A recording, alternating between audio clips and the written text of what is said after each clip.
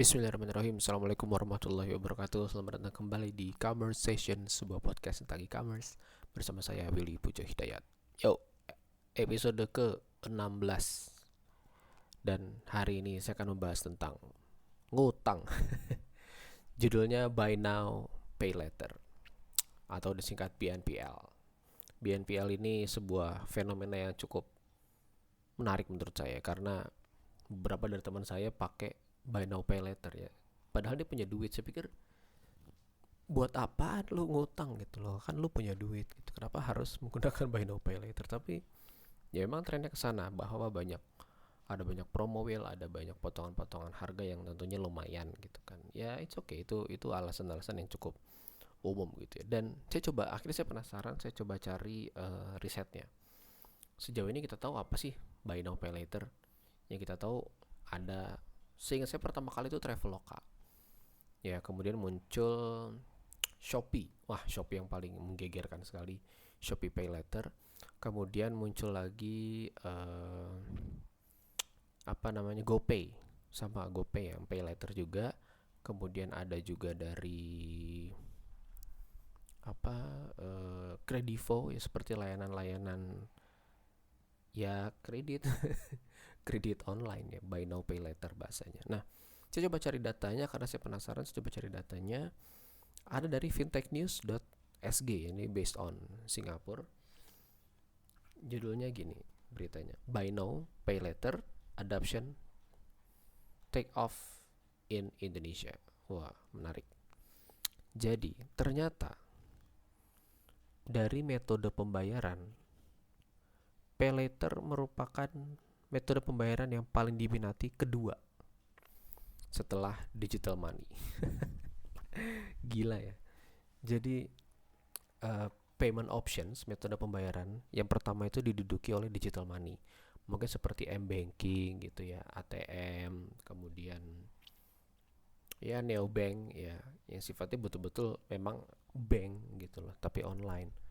Nah, kalau ini yang kedua diisi oleh pay later. 72,5%, ini gila sih. Gila banget tingkat penetrasinya, 72,5% di tahun 2020 berdasarkan data dari Daily Social Survey. Gila ya, 72,5% level penetrasinya. Dan ini bukan angka yang sedikit tentunya. Kita kenal beberapa platform buy now pay later, itu artinya jadi teman-teman bisa ngambil dulu kemudian ngutang. Nah, ini menarik banget. Oke. Nah, mana nih datanya ya? Nah, dari penggunaan buy now pay later itu diproyeksikan. Jadi tahun 2020 ini gross merchandise value itu GMV penggunaan BNPL itu 889,7 million dollars di Indonesia. Kemudian di tahun 2028 proyeksinya itu bisa sampai 8,5 billion dolar in 2028.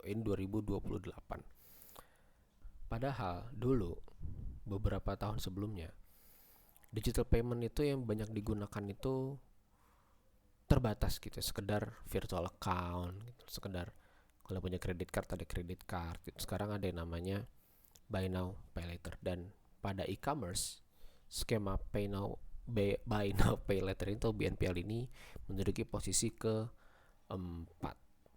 Yang pertama ada e-wallet, yang kedua ada virtual account, yang ketiga ada bayar lewat Alfamart atau Indomart. Ini serius masih ada ya. Dan yang keempat adalah pay later.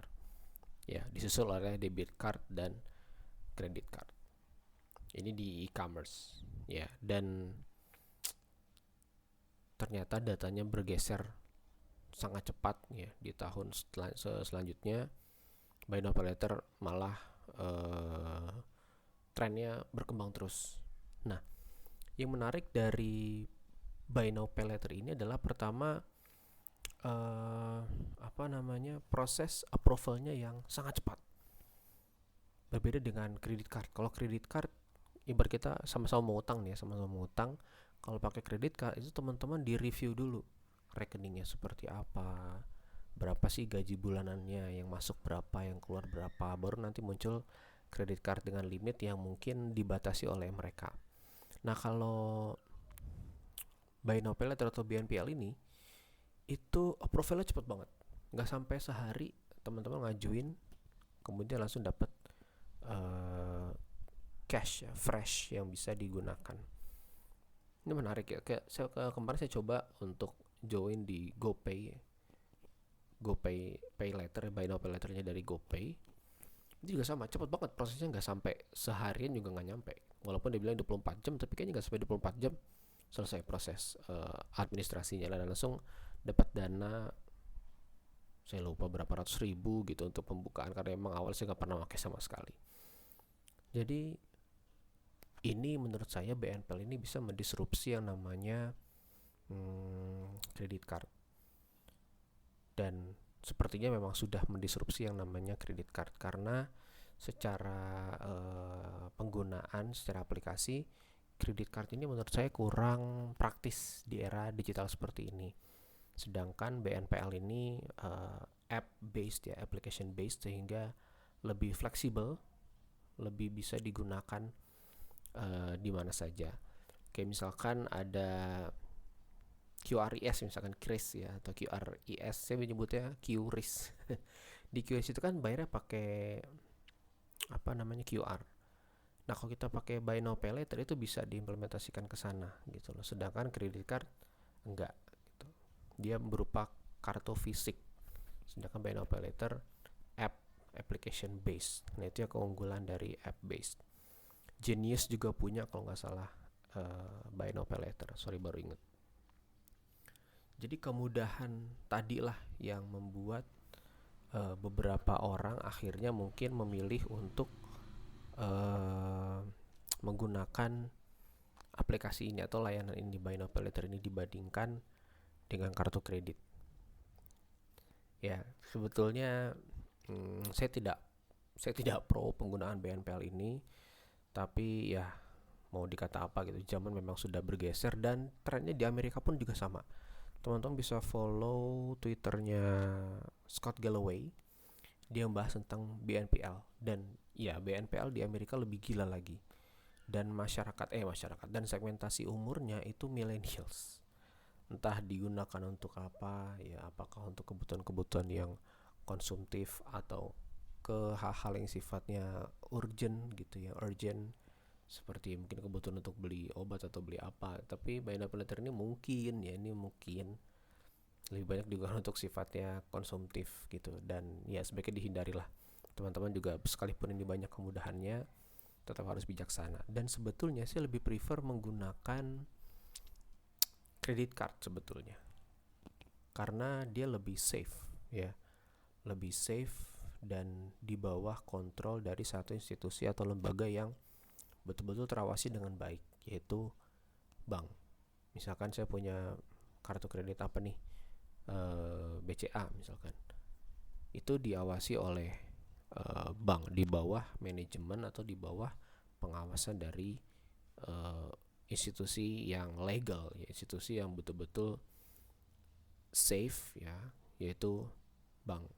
Itu saya lebih prefer ke sana sih sebetulnya.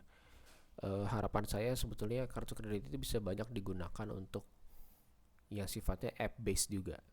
Gojek juga sudah, Grab sudah, beberapa aplikasi juga sudah menerima pembayaran menggunakan kredit card, tapi maksudnya harusnya bisa independen gitu, terlepas dari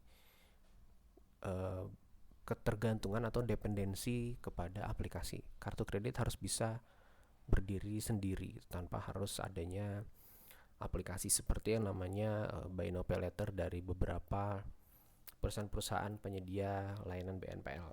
Ya, kita coba balik lagi ke tulisan ini. Indonesia's first BNPL unicorn. Nah, siapa dia? Kredivo. Bisa ditebak ya. Saya mau lihat datanya di sini, ada nggak ya? Nggak ada sih data berapa yang sudah dia transaksinya, nggak ada. Tapi kalau teman-teman menggunakan Kredivo itu ada layanan, yaitu dari mulai 1 juta rupiah sampai 30 juta. Serius 30 juta. Wah, gila. Kemudian bisa dibayar dalam jangka waktu sampai 12 bulan dengan interest fee 2,6% interest rate applied. Wah. Jangan lagi, saya tidak rekomendasi teman-teman untuk berhutang ya, tapi saya kembalikan lagi karena memang BNPL ini cukup fleksibel ya. Dan ya ini future payment ya menurut saya. Future payment bisa menggantikan kredit card. Jadi kredit card harus berinovasi ya. Visa, Mastercard harus berinovasi untuk memberikan kemudahan atau fleksibilitas bagi para penggunanya, khususnya dalam berbelanja atau memenuhi kebutuhannya sehari-hari. Oke, sepertinya itu aja episode kali ini.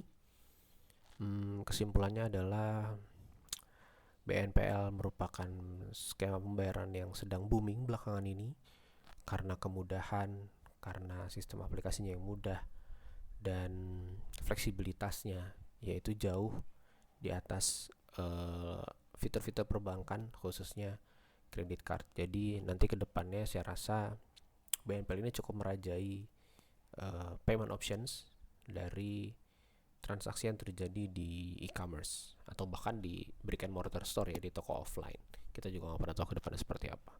Oke, itu aja dari saya episode kali ini. Jangan lupa mampir ke willymai.name/podcast willymmy.name/podcast untuk mendapatkan atau untuk bisa mengakses episode-episode lainnya. Oke, terima kasih. Wassalamualaikum warahmatullahi wabarakatuh.